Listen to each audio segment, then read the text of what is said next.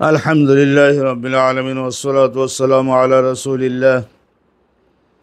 باب من لم يرى الوضوء إلا من المخرجين القبل والدبر لقوله تعالى أو جاء أحد منكم من الغائط وقال عطاء في من يخرج من دبره الدود أو من ذكره نحو القملة يعيد الوضوء. وقال جابر بن عبد الله إذا ضحك في الصلاة عاد الصلاة ولم يعيد الوضوء. وقال الحسن البصري إذا أخذ من شعره أو أظفاره أو خلع خفيه فلا وضوء عليه. وقال أبو هريرة لا وضوء إلا من حدث. ويذكر عن جابر أن النبي صلى الله عليه وسلم كان في غزوة ذات الرقاع فرمي رجل بسام فنزفه والدم فرقع وسجد ومضى في صلاته. وقال الحسن البصري ما زال المسلمون يصلون في جراحاتهم. وقال طاووس محمد بن علي المعروف بالباقر وعطاء وأهل الحجاز ليس بالدم وضوء إلى آخر الكلام إلى آخر الباب العنوان.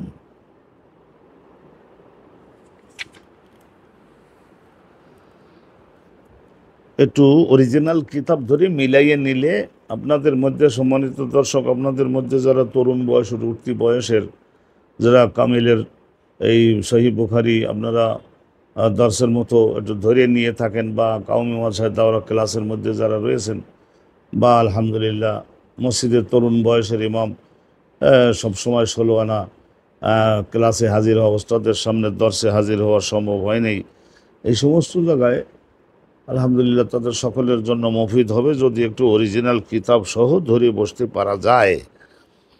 এই বাবের মধ্যে আলোচনা করা হয় মানলাম ইয়ারাল উদুয়া। তাইলে কোন ইসলামের কোন ওলামা তারা বলেছেন যে অজু নষ্ট হবে না, লাম ইয়ারা আল উদুয়া, অজু করা লাগবে না, আগের অজু নষ্ট হবে না, এবং অজু করা আবার নতুন অজু করা ফরজ হবে না, ইল্লা মিনাল মাখরাজাইন।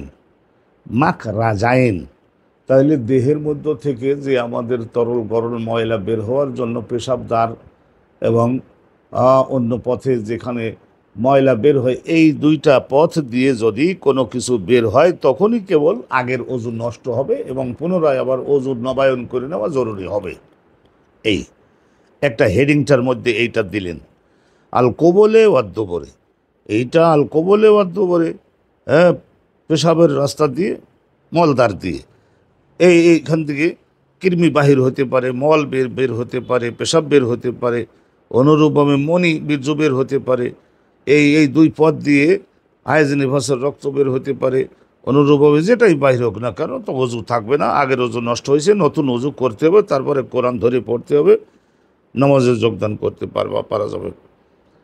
তাহলে বিসমিল্লাহির রহমানির রহিম লিকাউলিহি তাআলা, আল্লাহ পাক রব্বুল আলামিন কোরআন শরীফে এইটা জানিয়েছেন যে আও জা আহাদুম মিনকুম মিনাল গায়তি, অথবা যদি ফিরে এসে থাকে তোমাদের মধ্যে কোনো মুসলমান পুরুষ বা নারী, মিনাল গায়েতে, গায়েত শব্দের একটা অর্থ আমরা বলেছিলাম যে মাটির মধ্যে 1-2 হাত একটু খনন করে তারপর সেখানে একটা গর্ত তৈরি করে তার উপরে 2টা ইট পাথরের মতো রেখে তার উপরে পা রেখে ওই ময়লাটা ওই মাটির মধ্যে, ওই গর্তের মধ্যে যাতে পড়ে যেতে পারে, দৃষ্টিগোচর না হয়, তারপরে ঢাকনা দিয়ে রাখতে যদি পারা যায় তাহলে আল্লাহর মেহেরবানিটা কী হলো, পরিবেশটাও সুন্দর থাকলো। তাহলে এখানে বলা হয়েছে ওই গর্তের ওখান থেকে তোমাদের মধ্যে কেউ যদি এসে থাকো ফিরে, তার মানে পেশাব এবং মলত্যাগকে বোঝানো হয়েছে। কোরআন শরীফ নিশ্চয় তো ওই ধরনের শব্দের দ্বারা বর্ণনা করেন এবং বুঝে নিতে হবে। ও কলা আতা ইবনে আবি রিবাহ, উনি একজন বিখ্যাত তাবিঈ আল্লামা ছিলেন, হযরতে আতা। উনি বলতেন যে মাইয়া খুরুজু মিন দুবুরিহি দুদু, কোনো একজন ব্যক্তির মলদার দিয়ে যদি, আর দুধ মানে এখানে কৃমি, এই জাতীয় যদি ছোট বড় ধরনের বিভিন্ন ধরনের কৃমি যদি বের হয়ে যায় তাহলে তার অজু নষ্ট হয়ে গেছে। আও মিন জাকারি, অথবা তার পেশাবদার দিয়ে বাহির হলো, পেশাব বের হলো, অথবা এই পানির সঙ্গে সঙ্গে এই মাথায় যে উকুন হয় না, এরকম ছোট্ট ছোট্ট পানির মধ্যে পানি দূষিত হয়ে ওই পেটের পানির মধ্যে উকুন জাতীয় ছোট্ট ছোট্ট পোকাও জন্ম নিতে পারে। তা সেগুলি যদি নিজে দেখে একটা পাত্রের মধ্যে নিয়ে দেখলো যে হ্যাঁ বের হয়েছে, তাহলে ইউঈদুল উজু, তাহলে তাদের আগের অজু নাই, অজু আবার পুনরায় করতে হবে, তারপরে তারা নামাজে যোগদান করতে পারবে, কাবা শরীফে তওয়াফ করতে পারবে, কোরআন শরীফ ধরে পড়তে পারবে, সলাতে যোগদান করতে পারে। অলদো ইট ইজ জানাজা, জানাজা হলে বলে অনেকেই বলছে যে এই ধরনের জানাজার নামাজ রুকু নাই, সেজদা নাই, এটা কিসের নামাজ? এটা তো দোয়া, বিনা অজুতে তাড়াতাড়ি জামাত চলে যাচ্ছে, ওর শর্ট টাইমে অজু করতে গেলে আর জানাজা পাবো না, এত বড় নেতা আল্লাহু আকবার বলে দাঁড়াইয়ে গেল, না এটা হবে না। তাহলে কি হলো যে এটাও তো সালাত ওযু থাকা কন্ডিশন। তাহলে কি হলো, এটা আমরা যে হজরতে আতার একটা মত জানলাম যে এলে ওযু ভেঙে যাবে। ওয়াকালা জাবির ইবনে আবদুল্লাহ, হজরতে আল্লাহ নবী সাহাবী জাবেরও সাহাবী ছিলেন, ওনার বাপ আবদুল্লাহ ইবনে আমর, হজরতে জাবেরের দাদার নাম ছিল আমর। তো হজরতে জাবের ইবনে আবদুল্লাহ উনি বলেছিলেন, এজা দহে কাফি সলাতের নামাজের মধ্যে থাকা অবস্থায় যদি কেউ হিহি করে হাসে, যদি হাসে তাহলে কি হবে, আগে যে 2 রাকাত নামাজ পড়ছিল সেই 2 রাকাত নামাজ নষ্ট হয়ে যাবে, ওটা নষ্ট হয়ে গেছে, আবার ওই একবার গোড়ার থেকে তাকে আবার নামাজ পড়তে হবে। সালাত তাকে আবার দ্বিতীয়বার আবার পুনরায় গোড়া থেকে নতুন করে পড়তে হবে। বললাম ইউঈদুল উযু, কিন্তু উযু নষ্ট হবে না। নামাজের মধ্যে হি হি করে হাসবার কারণে অনেক সময় বাচ্চা ছেলেরা এরকম হয়, তাদের ব্যক্তিত্ব কম থাকে, তো ওই রকম তাদের উযু নষ্ট হবে না, কিন্তু নামাজ বলে যে আবার নামাজ আল্লাহু আকবার বলে শুরু করো, এরকম বলে দিতে হবে, এরকম নামাজ আগেরটা নষ্ট হয়ে যাবে। হজরতে জাবের বিন আবদুল্লাহ মশলাটা দিতেন। ওয়াকাল আল্লাহ হাসানুল বসরি, হজরতে হাসানে বসরি বলেছিলেন, ইন আখাযা মিন শাআরি, কেউ যদি কি করে, নিজের মাথার চুল যদি কাটায়, চুল কাটায়, অনুরূপভাবে এই দাড়ি অতিরিক্ত লম্বা হয়ে গেছে, এক মুষ্টির অতিরিক্ত, সেটা একটু সৌন্দর্য বৃদ্ধি করলো, সুন্দর করে সেটে ছুটে সুন্দর করে এ করলো। ইন আখাযা মিন শাআরি, অনুরূপভাবে নিজের শরীরের অন্য কোনো স্থানের অবাঞ্ছিত লোম, এটা বাহুতলেরটাও হতে পারে, তা এটা যদি কেউ কর্তন করায়, কাটিয়ে নেয়, আওয়াজ ফারাহু, অথবা কী করলো, কাতা, নিজেই নিজের হাত পায়ের নখগুলি কাটলো, ও খালা, অথবা কী করলো, এই নিজের পায়ে যে পায়ের চামড়ার মোজা যেটা ছিল সেই মোজাটা খুলে ফেললো। তবে মোজা খুলে ফেলবার কারণে কি ওজু নষ্ট হবে নাকি? নখ কাটবার কারণে ওজু নষ্ট হবে? চুল কাটালাম, একটু গোপটোপ একটু সুন্দর করে কাটি, তারপরে আলহামদুলিল্লাহ মসজিদে গেল, তো সময় পাই নাই এখন, অজু করে তারপরে গোপটোপ কাটালো, ওটা পরিষ্কার করলো, চুল টুল কাটালো, ঝেড়ে ঝেড়ে ফেলবে, কিন্তু অজু নষ্ট হবে না। হজরতে হাসানে বসরির মতো এত বড় মুফাসসির, সুবহানাল্লাহ, 70 জন সাহাবী ছাত্র উনি ছিলেন, শরিয়াত তরিকতের মহাজগৎ বিখ্যাত ওলি এবং আল্লামা তৈরি হয়েছিলেন হজরত হাসানে বসরি। ফালা উযু আলাইহি, ওযু নষ্ট হয় নাই, ওযু করা আবার লাগবে না। আর একটা ঘটনা শুনুন, কলা আবু হুরায়রা, হযরত আবু হুরায়রা রাদিয়াল্লাহু তাআলা আনহু থেকে বর্ণিত আছে, লা উযু ইল্লা মিন হাদাস, হযরত আবু হুরায়রা বলতেন যে ওযু করা লাগবে না ইল্লা মিন হদস, কিন্তু কোনো একজন ব্যক্তি যদি এর হদস হয়ে যায়, হদসের মধ্যে 3টা অর্থ, এক হলো পেশাব ত্যাগ, পেশাব ত্যাগ, বীর্য ত্যাগ, এর বীর্য ত্যাগ করলে তাইলে তো গোসল ফরজ হয়ে যায়, তাইলে কেন, হদসের অর্থ হলো শুধু পেশাব করা আর মলত্যাগ আর বাতাস যদি বের হয়ে যায়, বায়ু ত্যাগ, এই 3টাকে বলা হয় হদস। শব্দটা 3টাকে বুঝবেন। তাইলে এই হদস, আর এখান থেকে ওইখানে কথা স্পষ্ট স্পষ্ট, যদি কোনো দেখা যায় একটা কৃমি বের হয়ে গেল, তাহলে এখন মলত্যাগের মতোই তো হয়ে গেছে, তখনও অজু নাই, অজু করতে হবে। ওই করু জাবের, হযরতে জাবের ইবনে আবদুল্লাহ থেকে আর একটা কথা বর্ণিত আছে, মান কুলাসি আন্নান নাবিয়্যা সাল্লাল্লাহু আলাইহি ওয়াসাল্লাম কানা ফি গাজওয়াতি যাতির রিকা, একবার নবী করিম সাল্লাল্লাহু আলাইহি ওয়াসাল্লাম একটা গাজওয়ার মধ্যে গিয়েছিলেন, সেই গাজওয়াটার নাম হলো যাতুর রিকা। সাদা রঙের বহু পাহাড়, সারি সারি সারি সারি সারি সারি, মনে হয় যেন সবাই সাদা কম্বল গায়ে দিয়ে লাইন দিয়ে বসে রয়েছে, একদল দলপতি নেতা। যাতুর রিকা, এই কারণে ওই ওই এলাকায় যুদ্ধটা হয়েছিল, সেই জন্য যুদ্ধটার নাম হয়েছিল গজওয়াতু যাতুর রিকায়ে। আবার অনেকেই বলেছেন না, না ওই অবস্থায় আল্লাহর নবীর সাহাবাগণ মাথায় সাদা কাপড়ের এক ধরনের পাগড়ি জাতীয় সবাই বাঁধে নিয়েছিলেন। রোকাতুন শব্দের অর্থ সাদা কাপড়ের খণ্ড, হয়তো ভীষণ রৌদ্র তীব্রভাবে পড়েছিল, তো যেই কারণেই হোক না কারণ এটা। আবার অনেকেই বলেছেন ওই রোকাহ এক ধরনের গাছ ওই এলাকায় প্রচুর পাওয়া যায়, তো সেই জন্য যাতুর রিকা।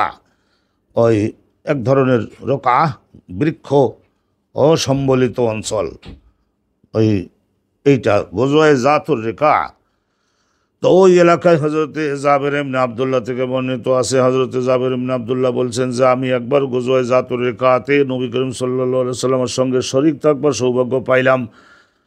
আমরা সবাই বিশ্রাম করতেছি, রাসূলুল্লাহ বললেন, আল্লাহ নবী বললেন একজন সাহাবীকে, দুজন সাহাবীকে বললেন যে তোমরা নিজেরা একটু ঘুমটা কষ্ট করো আর তোমরা পাহারাদারি করো, কোনো দিক দিয়ে শত্রু যাতে আমাদের উপরে এসে আক্রমণ করতে না পারে, তাইলে আল্লাহু আকবার বলে জাগাই দেবা সবাইকে। ফারুমিয়া রাজুলুন বিসামিন, ওই জায়গায় হজরতে আব্বাদ ইবনে বেশের আর আম্মার ইবনে ইয়াসের এই দুইজন ওনাদের দায়িত্ব ছিল।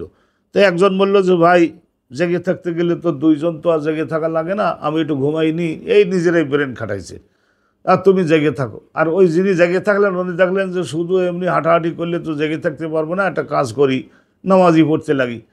তা নামাজ পড়তে গেলে এমন মজার তেলাওয়াত করতেছে যে শেষ পর্যন্ত কাফের যে কখন আসে আর তীর যে মেরে দিয়েছে আর একেবারে দেহ ভেদ করে এইরকম রক্ত ঝরে পড়তে লাগলো। তারপরেও নামাজ ছাড়ে না, এখনও যে চিৎকার দিয়ে নামাজটাকে আবার পড়ে নিতে পারতো, হ্যাঁ মুসলমানরা জেগে ওঠো, কাফেরকে এসে গেছে, আক্রমণ করছে, আমি কিন্তু আহত হয়ে গেছি, এরকম বলবে, তাও বলেনি, যে নামাজটা শেষ করি, এমন মজা পাচ্ছে। চিন্তা করে দেখেন সাহাবাদের নামাজ। ফারুমিয়া রাজুলুন বিসামিন, তখন হজরতে আব্বাদ ইবনে বেশের বা আম্মার ইবনে ইয়াসির দুজনের একজন কাফের আসলো, তারপরে তীর থেকে নিক্ষেপ করে দেহে মারল। নাজাফাহু মানে ফিনকি দিয়ে, দেহের মধ্যে যুবক সাহাবী দেহের মধ্যে তীর লাগলে ফিনকি দিয়ে রক্ত বের হবে না। ফারাকা, তারপরে উনি রুকু করলেন, ও সাজাদা, আর সেজদাতেও গেলেন, ও মাদাফি সলাতি, তারপরে নামাজ ছাড়ে না, কয় যে আর এক রাকাত বাকি আছে, তার একটা রাকাত পড়িয়ে নেই, নামাজের মধ্যে রক্ত ঝরঝর করে পড়তেছে। তাইলে বোঝা গেল যে নামাজ যদি শুরু করে থাকে পবিত্র অবস্থায়, নামাজ শুরু যদি করে থাকে পবিত্র অবস্থায়, আর এরপরে কাফেরে তীর মেরেছে, রক্ত বের হইতেছে, সেই রক্ত নির্গত নামাজের মধ্যে তো হয়েছে। তো অতএব এই পরিস্থিতিতে ওই রক্ত বাহির হয়ে যত বেশি পরিমাণে হলেও রক্ত বের হয়ে গেলেও ওই নামাজ নষ্ট হবে না। এই হজরত ইমাম বুখারী রহমাতুল্লাহি আলাইহির এখন চিন্তা করে দেখেন ওনার পুঁজি চালান এই পরিমাণের। তাই মুজতাহেদগণ যদি ওনাকে বলেন যে ওই সাহাবী উনি যে পরবর্তীতে ওই 2 রাকাত নামাজের আবার কাজা করে নেন নাই, কি প্রমাণ আপনার কাছে আছে? রক্ত এতটা রক্ত বাইর হলে সেই নামাজ থাকে, সেই পবিত্রতা থাকে? এইটা তো থাকবে না। তাহলে এই সমস্ত ফিকহি মাসালাগুলা নিয়ে আমরা যদি এখানে বিরাট আলোচনা করি, তাহলে আমাদের প্রচুর পরিমাণে সময় এখানে দিতে হবে।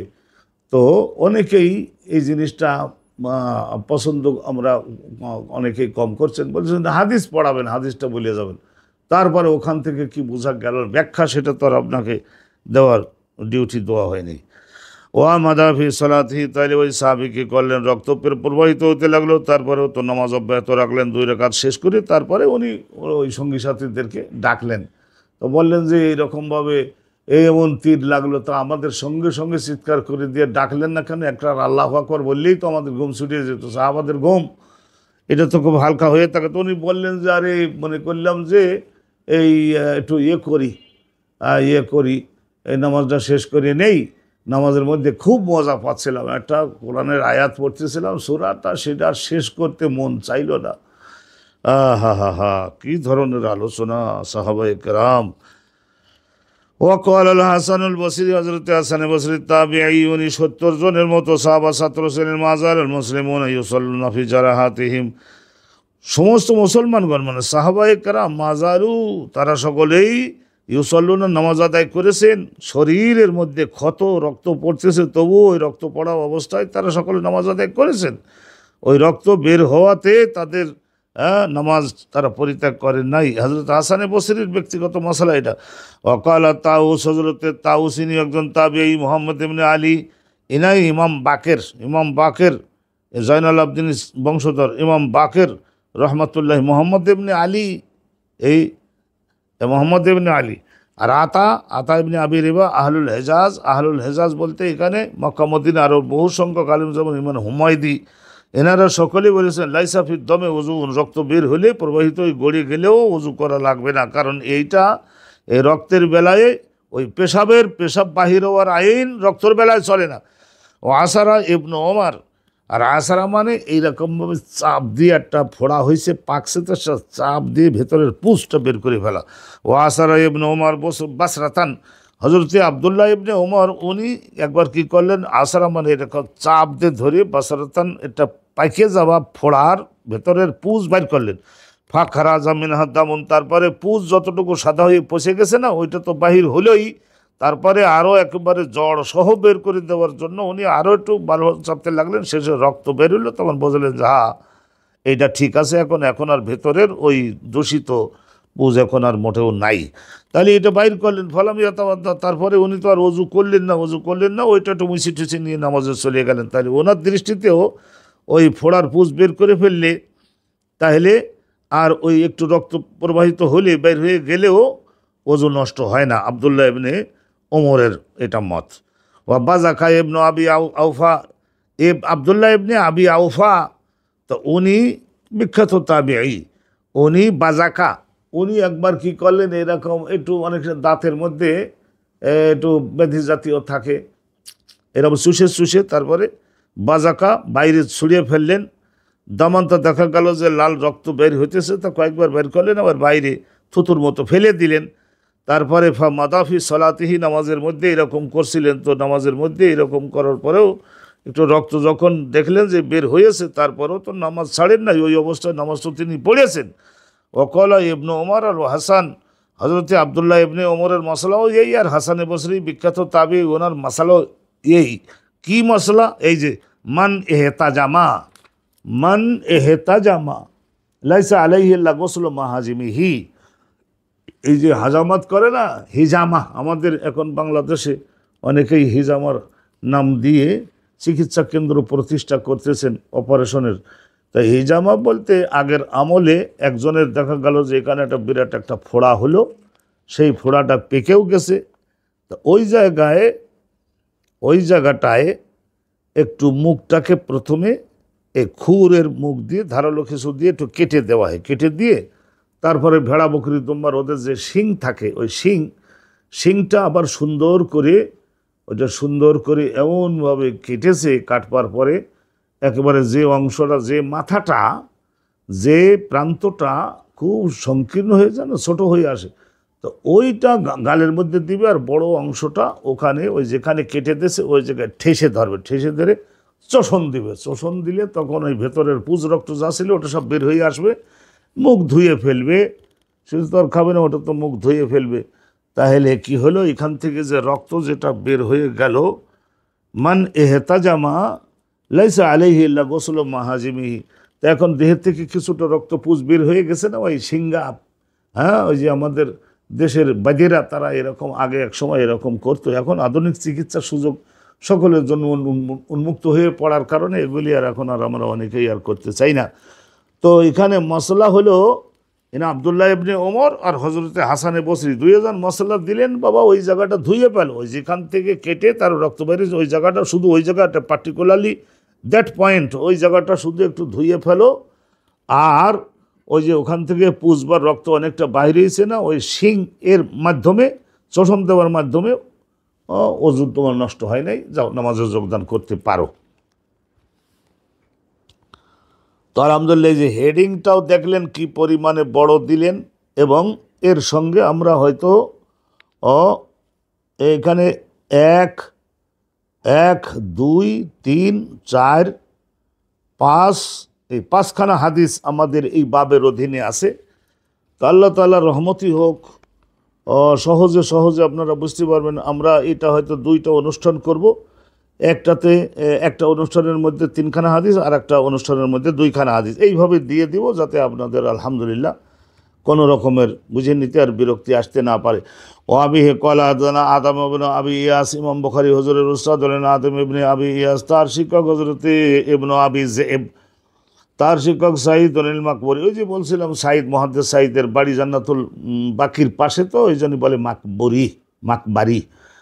ওনার উস্তাদ হযরত আবু হুরায়রা, সাঈদ মুহাদ্দিস তাবিঈ ছিলেন, তার শিক্ষক হযরত আবু হুরায়রা কলা, তিনি বলছেন কলা রাসূলুল্লাহ সাল্লাল্লাহু আলাইহি ওয়াসাল্লাম, নবী করিম সাল্লাল্লাহু আলাইহি ওয়াসাল্লাম সাল্লাল্লাহু আলাইহি ওয়াসাল্লাম বর্ণনা করেছেন, লা ইয়াজালু আল আবদু ফি সালাতিন, একজন বান্দা পুরুষ হোক বা মহিলা হোক নামাজের মধ্যে হিসেবে ধরে তাকে ওই হিসেবে যা যা আল্লাহর ফেরেশতাগণ লিখবেন বা আল্লাহ দিবেন, মা কানা ফিল মসজিদ, যতক্ষণ পর্যন্ত সে মসজিদের মধ্যে থাকেন, যতক্ষণ পর্যন্ত তিনি মসজিদের মধ্যে থাকেন, ইয়ান্তাজিরু সালাত, তখন নামাজ শুরু হয় নাই কিন্তু নামাজ শুরু হবে আরও 15 মিনিট বাকি আছে, তাহলে ওই জামাতে নামাজটা পড়বার জন্য অপেক্ষা করে আছে, তো নামাজের মহাব্বতে তো বসে আছে, তাহলে ওইভাবে নামাজেরও যে স্বভাব, নামাজের জন্য বসে থাকলেও 20 মিনিট আধা ঘন্টা, এটা ওই একই স্বভাব আল্লাহ রাব্বুল আলামিনের পক্ষ থেকে তার আমলনামায় লিখতে থাকা হবে। হ্যাঁ, মালাম ইউহাদিস, কিন্তু ও, কথা হলো শর্ত একটা আছে। শর্ত একটা কি? যতক্ষণ পর্যন্ত এই মসজিদের মধ্যে সে বায়ু ত্যাগ না করে। তাহলে বলা হলো খবরদার খবরদার, তুমি সাবধান থেকো, আল্লাহর ঘর মসজিদ, এখানে এসে যে শুধু এই সমস্ত কাজ করবা তা করো না, পরিবেশ নষ্ট করো না। মালাম ইউহাদিস, হদস করতে পারবে না। হদস মানে ওই যে বায়ু ত্যাগ, ছোট হোক বড় হোক, অল্প শব্দে অত ফুস শব্দে বায়ু ত্যাগ। তাইলে ফাকালা রাজুলুন আজামিউন, তা এই কথা আবু হুরায়রা যখন বর্ণনা করলেন, নবী করিম সাল্লাল্লাহু আলাইহি সাল্লামের বক্তব্য যখন বর্ণনা করলেন, তো এখন প্রসারক তো হযরতে সাইয়্যিদুনা আবু হুরায়রা, তো ওনার কাছে খাড়া হলো একজন, মনে করুন করে নিন একজন ভাষার উপরে অতটা গভীর জ্ঞান নাই, অথবা জ্ঞান থাকলেও তিনি হয়তো বুঝে গেছেন, কিন্তু অন্য সবাইকে একটু ভালো করে বুঝাইয়ে দেওয়ার জন্য জিজ্ঞাসা করতে পারেন। ফাকালা রাজুলুন আজামি, আরবি ভাষার উপরে খুব বেশি দক্ষতা নাই এই ধরনের একজন ব্যক্তি খাড়া হয়ে জিজ্ঞাসা করলেন, মাল হাদস ইয়া আবু হুরায়রা, আবু হুরায়রা হুজুর, আপনি তো বললেন যে নামাজের মধ্যে থাকলেও যে স্বভাব, নামাজের অপেক্ষায় আশা করে আগে যে আধা ঘন্টা বসে রয়েছে ওই একই সমান স্বভাব তার দেওয়া হবে আমলনামায়, যদি সে হদস না করে। তা হদস বলতে কি বোঝালেন আপনি? তা আবু হুরায়রা উনি দেখলেন যে জবাব দিতে হবে, তো উনি বললেন যে আরে শব্দ করে বায়ু ত্যাগ, আর সৌতু আওয়াজ, এমনভাবে বায়ু ত্যাগ করা যে আশেপাশের লোকজন আছে কিন্তু কারো শরম লজ্জা নাই, একটু নিয়ন্ত্রণে রাখবারও চেষ্টা করেনি, শব্দ করে বায়ু ত্যাগ করেছে। আর দর্তা, দর্তা মানে মোটা শব্দের এই বায়ু ত্যাগ, এইটা অন্য হাদিসে আছে ফুসাউন মানে ফুস শব্দে, অথবা এই ধরনের মোটা শব্দে বাতাস ত্যাগ করা। শরমের কি আছে, এটা বাতাস, আল্লাহ রাব্বুল আলামিন এরকম আইন বানিয়েছেন, আমরা গালের উপরের দিক দিয়ে বাতাস ত্যাগ করি, বাতাস আবার ভেতরে প্রবেশ করাই, এতে আমাদের ওজু নষ্ট হইল না, কিন্তু নিচের দিকে, কারণ পেটের নাভির নিচের দিকে ময়লা থাকে, খাদ্য পয়সা দুর্গন্ধযুক্ত হয়ে যায়। তাহলে এই একখানা দিলাম, ছোট্ট ছোট্ট আর একখানা শোনেন। আবে কলা হাদানা আবুল ওয়ালিদ, ইমাম বুখারী হুজুরের উস্তাদ আবুল ওয়ালিদ, তার উস্তাদ ইবনে সুফিয়ান ইবনে ওয়াইনা, তার উস্তাদ জোহরি, ইমাম জোহরি, তার শিক্ষক হযরত আব্বাদ ইবনে তামিম। আব্বাদ ইবনে তামিম উনি বর্ণনা করতেছেন, আব্বাদ ইবনে তামিম উনি রিওয়ায়াত করতেছেন আন আম্মিহি, ওনার চাচার পক্ষ থেকে। আমরা একদিন আপনাদের সকলের সম্মুখে বলেছি যে ওনার চাচা বলতে কে, ওনার চাচা এখানেই বলা আছে আব্বাদ ইবনে তামিম। আলহামদুলিল্লাহ, ওনার চাচার নাম আমরা একবার বলেছিলাম, এক্ষুনি আমার স্মরণে আসছে না, কিন্তু এখানে হাসিয়ার মধ্যে লিখে দেওয়া থাকে, এখানে লিখিতভাবে দেওয়া থাকে, আল্লাহ তাআলার রহমত হোক।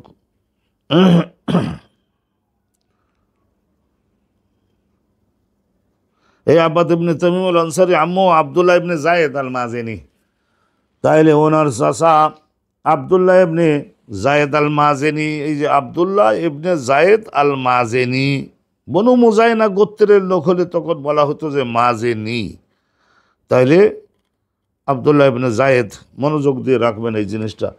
আব্বাদ ইবনে তামিম রিওয়ায়াত করতেন তার চাচার থেকে, আর চাচা সাহাবী ছিলেন। আনিন নবী সাল্লাল্লাহু আলাইহি সাল্লাম ক্বালা রাসূলুল্লাহ সাল্লাল্লাহু আলাইহি ওয়াসাল্লাম, একবার বলেছিলেন যে লা ইয়ানসারিফ, হ্যাঁ খবরদার খবরদার, মুসল্লি, একজন মুসল্লি নামাজ পরিত্যাগ করে অজু আবার নবায়ন করবার জন্য খবরদার যাবে না।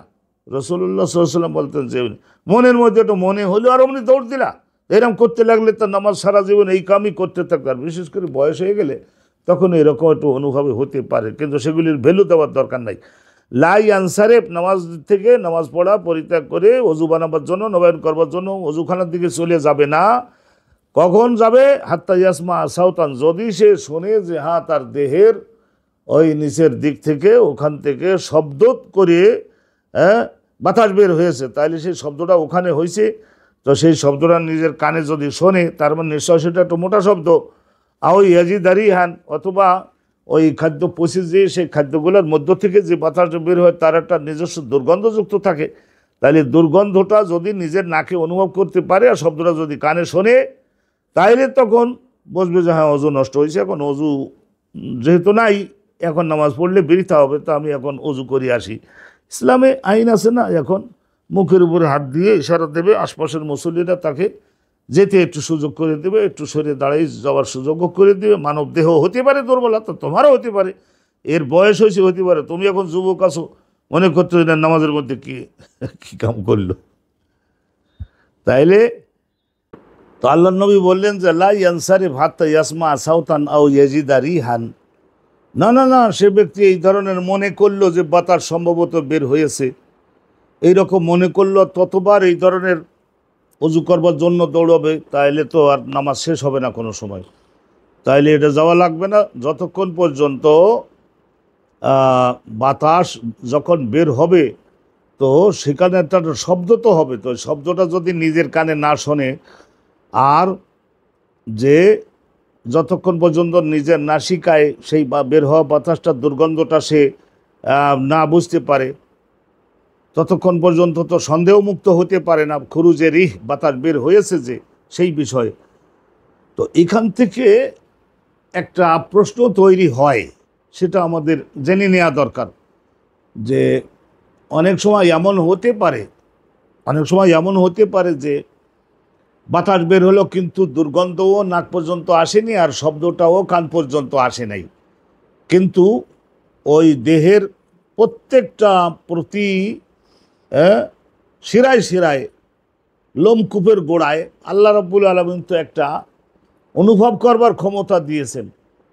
বার্ধক্যজনিত দুর্বলতার কারণে, বয়স বেশি হওয়ার কারণে, প্রত্যেকটা চামড়া অঙ্গ ঢিল হয়ে যাওয়ার কারণে হয়তো শব্দ হয় নাই, আর হতে পারে দুর্গন্ধ এখনও ওইভাবে তৈরি হয়নি, আসে নাই, কিন্তু ওখান থেকে আমরা অনুভব করতে পারি না।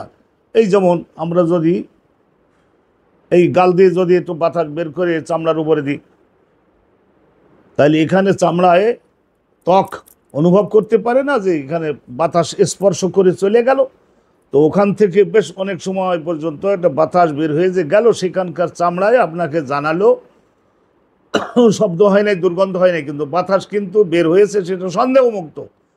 তাইলে এখানে বেশিরভাগ ক্ষেত্রে দুর্গন্ধ এবং শব্দ হয়ে থাকে, সেই জন্য নবী পাক এটা বলেছেন।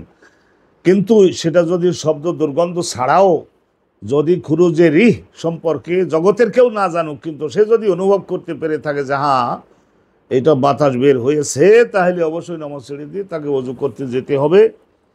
এবং অন্যথায় এইটা জগতের কেউ জানে না, সেই জন্য সে যে নামাজটা অব্যাহত রাখবে, নামাজ হবে না, আখেরাতে ধরা খাবে, জাহান্নামে যেতে হবে। এই ঘাটতাড়ামির কারণে তাকে জাহান্নামে যেতে হবে। আল্লাহ পাক রব্বুল আলামিন ক্ষমা মার্জনা করলে সেটা তো আল্লাহর বিষয়, আল্লাহ তো জানেনি। তো আল্লাহ তাআলার মেহেরবানিতে এখানে আমরা দুখানা হাদিস এখানে আলোচনা করলাম, আর এর সঙ্গে আর একখানা হাদিস জড়িয়ে দিচ্ছি, অনেক ছোট্ট হাদিস। আবি কয়লা জনা কোতাইবা, তো ইমাম বুখারীর উস্তাদ হযরত কোতাইবা, তার শিক্ষক জারির, তার শিক্ষক আমার, তার শিক্ষক মনজির আবু আলা আস-সাউরি, তার শিক্ষক মোহাম্মদ ইবনুল হানাফিয়া। আপনারা শুনে থাকবেন যে হযরতে ফাতেমাতু জাহরার ইন্তেকালের পরে হযরতে আলীর বয়স তখন মধ্য আকাশে, এখন জীবন কি করে চলবে, তো সেই জন্য ওই যে ইয়ামান দেশে বনু হানিফা গোত্রের লোকদের বিরুদ্ধে এই যে ভণ্ড নবী মুসাইলামার বাহিনীর বিরুদ্ধে যুদ্ধ হয়েছিল না, খালিদ বিন ওয়ালিদের কিয়াদাতে নেতৃত্বে, তো সেই জায়গায় ওখান থেকে একজন মহিলা, বনু হানিফা গোত্রের খাওলা নামনি একজন মহিলাকে হযরতে আলী পরবর্তীতে আত্মীয়তা করছিলেন। তো ওই ঘরে একটা পুত্র সন্তান হয়েছিল, তার নাম রাখছিলেন হযরতে আলী, রাসূলুল্লাহর নাম অনুপাতে মোহাম্মদ ইবনুল হানাফিয়া। হানাফিয়া বলতে ওই যে বনু হানিফা গোত্রের মহিলা, নাম ছিল খাওলা, ছেলের নাম রাখছিলেন মোহাম্মদ, তার থেকে বর্ণিত হয়েছে। কয়লা তা দেখেন, বাপের নিকট থেকে মশলা শিখে ছেলে জগৎবাসীর কাছে প্রচার করে দেন, শরমের কি ব্যাপার। কলা, তিনি বলছেন যে কলা আলীউন, হজরতে আলী একবার বলেছিলেন যে বাবা দেখো, এরকম মানুষের দেহ তো সবার সমান হয় না। কুনতু রাজুলান মাজ্জাআন, আমি ছিলাম এমন একজন পুরুষ যে দেহের মধ্যে তারল্য খুব বেশি পরিমাণে উৎপন্ন হয়। তাহলে স্বামী স্ত্রী কাছাকাছি হলে তখন দেখা যায় যে হয়তো একটু হাস্য রসিকতা করেছে, করতে তো পারবেই, ইসলামে যেটা হালাল আল্লাহ রাব্বুল আলামিন বানিয়েছেন। একটু রসিকতা করলে, একটু খোসখোসাইলে একজন আর একজনের একটু নিকটবর্তী হলেন, তাহলে ওই বিশেষ অঙ্গের মধ্যে এক প্রকারের, সেটা বীর্যর মতো ঘন না, কিন্তু হালকা পানির মতোই অগ্রে একটু বের হয়। এটারে আরবি ভাষায় বলা হয় মজি, আর বীর্যটাকে বলা হয় মনি। তো ফাস্তাহিয়াইতু আন আসআলা রাসূলুল্লাহ, আমি নিজে এখন এই ধরনের মজি যদি বাহির হয়, তো এটা আমার খুব বেশি পরিমাণে হয়, তাহলে এখন যখন বাড়িতে থাকি, হজরতে ফাতেমাতুজ জাহরা নবী পাক সাল্লাল্লাহু আলাইহি ওয়াসাল্লামের কন্যা, তো অতএব পৃথিবীর শ্রেষ্ঠ সুন্দরী ছিলেন, ওই ধরনের স্বাস্থ্য ছিল। তো তাহলে ইস্তাহিয়াই, তো আমি খুব শরম লজ্জা বোধ করলাম নিজে রসুলুল্লাহর কাছে এই বিষয়টা জিজ্ঞাসা করতে।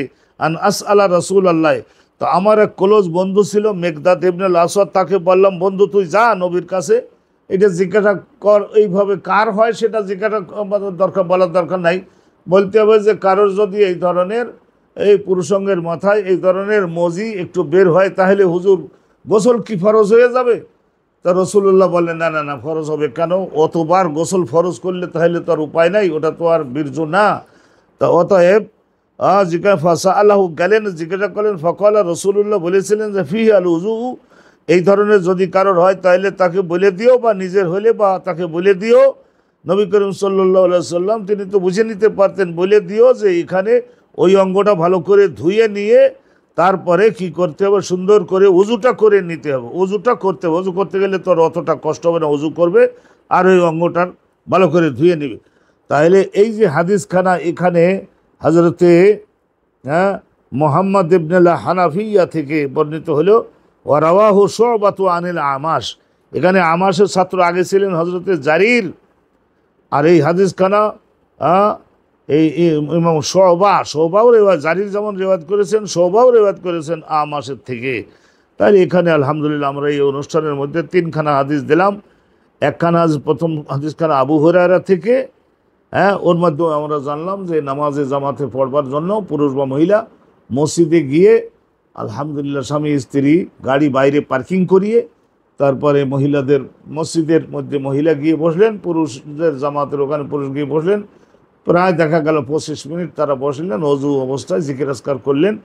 তাইলে নামাজের মধ্যে দাঁড়িয়ে এই 25 মিনিট ব্যয় করলে যে স্বভাব হতো, ওই ফরজ নামাজটা আর অপেক্ষা করে যে 25 মিনিট থেকেছেন, ওই নামাজে থাকার সমান স্বভাব আল্লাহ পাক রব্বুল আলামিন দিয়ে দিবেন। কিন্তু কন্ডিশন একটা, মসজিদের পরিবেশ যাতে দূষণ না করে, বায়ু ত্যাগ যাতে না করে, সাবধানতার সঙ্গে থাকবে। তাইলে এই ধরনের যদি হয়, তাহলে তারা আগের থেকে অজু করবার আগের থেকে এই বাকি কাজগুলি, টয়লেট, অজু, স্টেঞ্জা, অন্যান্য জিনিসগুলি সুসংগ্রহ করে নেবে, যাতে করে স্বস্তির সঙ্গে বসা যায়, অজুটা যাতে টেকসই হয়।